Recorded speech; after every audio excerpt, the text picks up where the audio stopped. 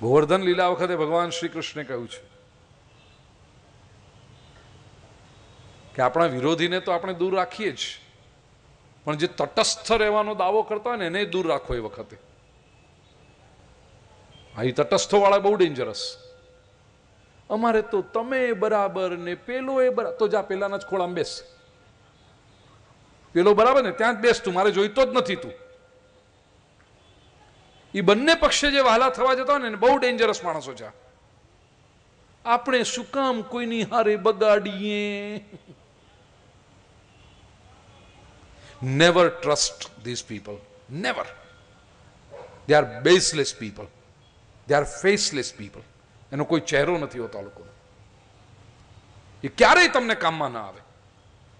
એ માત્ર તમારો ફાયદો લેવા બેઠા હતા એટલે બેઠા હતા. અને બીજે પક્ષે કહું તો જો તમારામાં ખરેખર ગટ્સ હોય તો જ્યારે આવી પરિસ્થિતિ ઊભી થાય, તમને જે સાચો લાગે એ માણસની બાજુમાં જઈને હિંમતપૂર્વક ઉભા રહેજો. I am with you.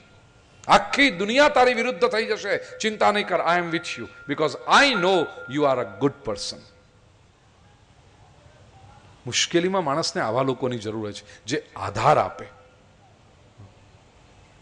અમારે તો બંને હરખા, તો મારે તું નહીં જોઈએ, જા. અને આ શબ્દો ભૂપેન્દ્રભાઈ પંડ્યાના છે એમ નહીં સમજતા, આ શબ્દો ભગવાન કૃષ્ણના છે. શ્રીમદ ભાગવતના દશમ સ્કંદના 24મા અધ્યાયનો બીજો કે ત્રીજો શ્લોક કાઢીને વાંચો.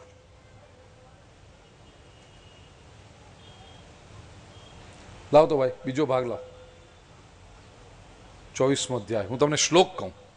હું હંમેશા કહું છું, વ્યાસપીઠ પરથી હું જે બોલું છું, it is not my personal opinion, it is a universal opinion. અને I will prove it any time શાસ્ત્રથી.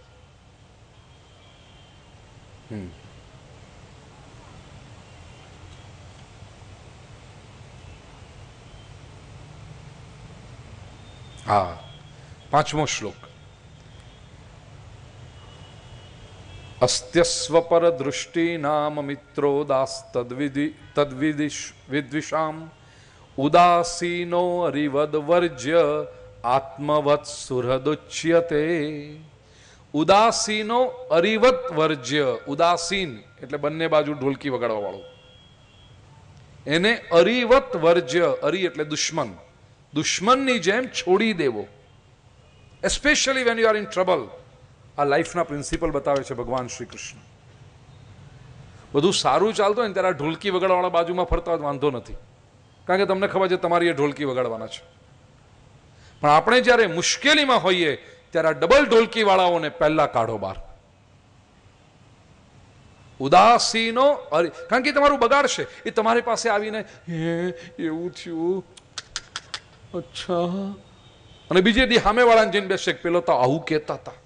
એ તમારું બગાડતા રહેશે, કારણ કે એને પેલાને વાલા થવું છે.